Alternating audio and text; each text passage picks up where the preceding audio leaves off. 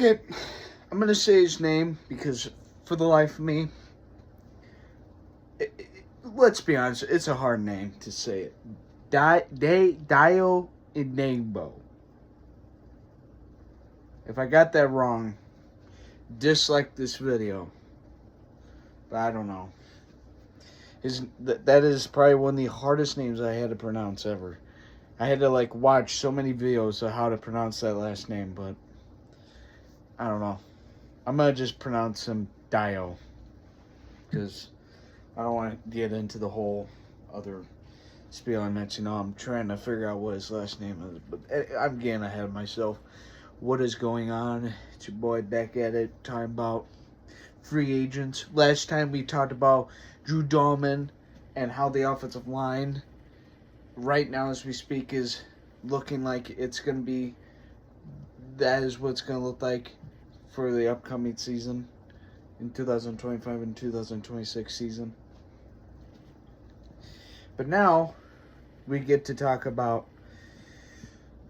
the defense, more specifically the D-line, with these next two ones. And the first one is Dayo.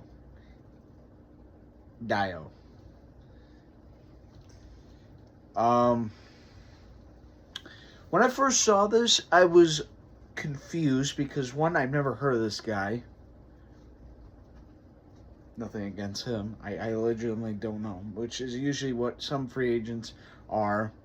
They're usually, most of these free agents, maybe besides the top 20, everyone knows, unless you're really old, like a Keenan Allen or Nick Chubb or someone like that that's way lower down because there's not much of a ceiling left for you. You're just there to maybe pick up for if a championship team needs that position or is trying to get a championship, they'll pick you up. And also they're expensive as expensive can get because they're good players. Well, were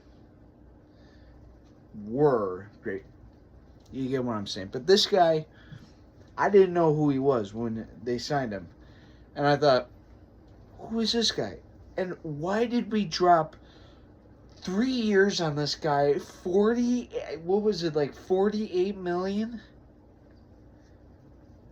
It was almost, I think it was over 16 mil. Over 16 mil per year. When I saw that, I was like, are you off your rocker? I've never heard of this guy. But he is young. He is 25 years old.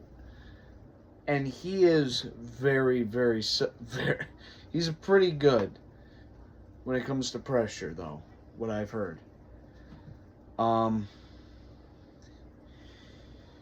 He's a big guy, which is what would fit in the Dennis Allen defense, like Montez, obviously. Pair him up with the two big DNs. He is 6'6" and weighs like 270 something. He's a big DN. You may also be seeing that he only had 3 sacks last season. Yes, he did have an 8-sack season the year before, but I don't know. I guess he just didn't get at home as much as he did. But it did say a lot of QB pressures. He was really high on QB pressures. So really what I see and what obviously a lot of people are seeing, there's a lot of upside. He's still young. He could really boom in this defense with Dennis Allen because Dennis Allen is a good defensive coordinator. He's a big guy. There's a lot of potential for this kid. And also the contract, his first year, I think what I remember, he's only getting $8 mil, and then next year he's gonna get pretty good amount, 15 or so. I think. I'm pretty sure. I don't know. It's kind of scattered around. Whereas Drew Dahlman was 13 mil this year, and then 14. It's pretty even, but this one's everywhere. But yeah, 3 years. We signed him on a 3-year deal. And when I first saw this, I was like, what? I mean, I was like, why? This guy, I've never heard of this guy, and he only has 3 sacks? But He is young. I wouldn't say he was in a great defensive line crew. I mean, I guess he was with Armstead. Yeah, Armstead and like some of those other good Colts D linemen, but I don't know. Let's see what he does here. I'm a little. I'm not gonna lie. I am looking forward to what he can do. Dayo. I don't know. This one right here is going to be either a big boom or a big. So I'm very, very excited, but I'm also very, very scared because that is gonna. Please tell me Dennis Allen. I'm assuming this is Dennis Allen because this is a very. I don't know. I didn't see this one coming, but I mean, if Dennis Allen, the man that, if I had to say, helped Khalil Mack be good and great, as we all know.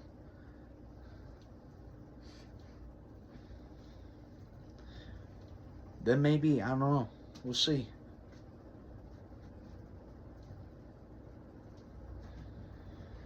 But, yeah. So, Dayo. I'm not going to say that last name again because I'm going to butcher it. I'm going to butcher it today. Odeyingbo. Something like that. But, I give it a B minus. It was before like a C, but now it's B. It's starting to raise on me just because one, it's a need.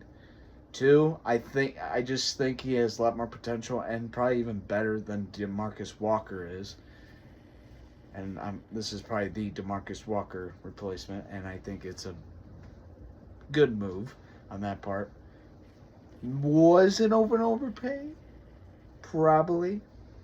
Unless he fucking balls out, I don't know, gets like double-digit sacks next season. Then I'll be like, holy shit, what a steal. But, I don't know. Who knows? Personally, I am excited, though, because this tells me that Dennis Allen sees something in this kid and believes that he could be a shit wrecker with Montez Sweat, Javon Dexter, Grady, which I will get into tomorrow, Billings, and I don't know, maybe someone in the draft also that we pick up, which hopefully we do in on day 2 or hell even the first pick. Who knows? First round. I mean, everyone's talking about how good this offensive line is. Yeah, how better this offensive line is, which, yeah, sure. But this D-line, man, Montez, Dexter, Dayo, Billings, and then next, Grady. It's starting to look like a good defensive line. It's starting to get better. But, yeah. I'm okay with this one. Now, hopefully it pays out because I won't be so happy if this doesn't pay out. But for right now, it's a good. I think it's good. So that's pretty much it. I will talk about the Grady Jarrett signing tomorrow. And then I'll talk about the other guy's name that I can not also pronounce. I can't pronounce none of these guys' names. I'm sorry. But anyways. I'm gonna go. See ya.